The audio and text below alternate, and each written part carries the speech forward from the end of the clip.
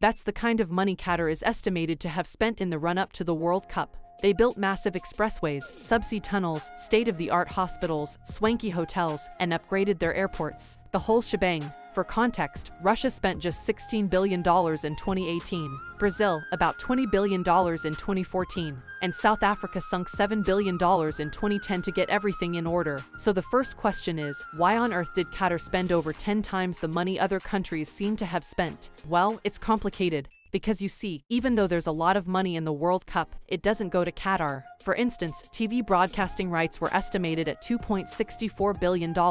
But that money didn't go to Qatar. It went to FIFA. Okay, what about ticket sales? Well, that's run by a company that's 100% owned by FIFA, so Qatar doesn't see a penny here also. Then there are the operational costs associated with running the tournament, about $1.7 billion. FIFA bears this cost but Qatar gets this money. However, the country has to set aside $450 million just for prizes. So this isn't a money spinner either. But what about the other not so obvious benefits of hosting the World Cup? Like when tourists visit and spend money locally. Well, Qatar expects the World Cup to give back $17 billion to its economy. That's a decent sum of money. However, it pales in comparison to the $200 billion figure we quoted at the top. So if this is it, why on earth did Qatar spend $200 billion to host the World Cup?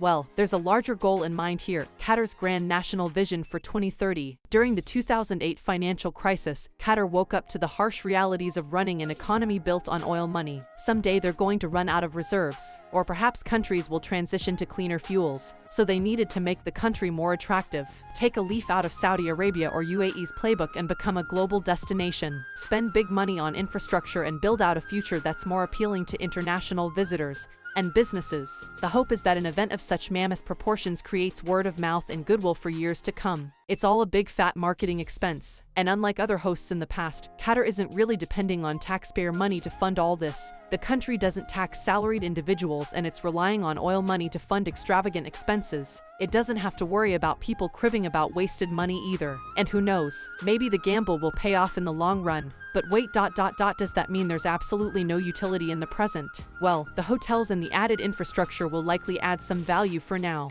But there are a few expensive assets that definitely won't yield a lot of utility, i.e., 7 brand new stadiums built at a whopping cost of $6.5 billion.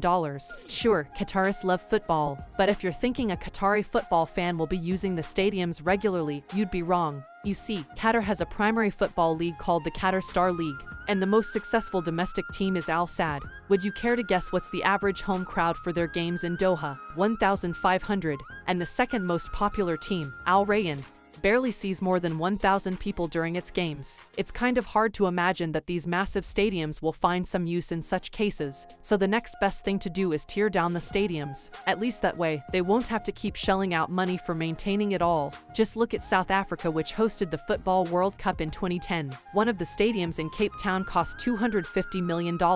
But what happens after the glitz and glamour of the World Cup ends? Someone still needs to maintain the stadium, no. Well, between 2010 and 2020, Cape Town had to shell out over $2 million a year just to keep it running. You know, cut the grass, water it, ensure the lights work, and the seats don't rust. But the income it made by holding sporting events was a measly $500,000. Simply put, the stadium can't generate enough revenue to pay for its maintenance, and the city had to dip into its coffers. So stadiums are definitely a waste of money. But Qatar has plans to tear down at least one stadium, and there's going to be some cost saving here. But the economics aside, there's one final thing that we want to talk about here. If a country's governing body is reading this and wondering if they should bid for World Cup hosting rights considering the economic waste, they'd probably say no thanks. But that may not be the most prudent thing to do. Wait, what? Well, we said bid. So here's a little secret.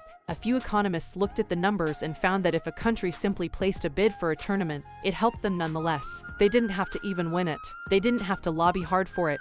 The bid alone would get companies thinking, hey, this country is pretty serious about hosting a global tournament. Maybe this is going to become a global destination. Maybe we could set up shop here too.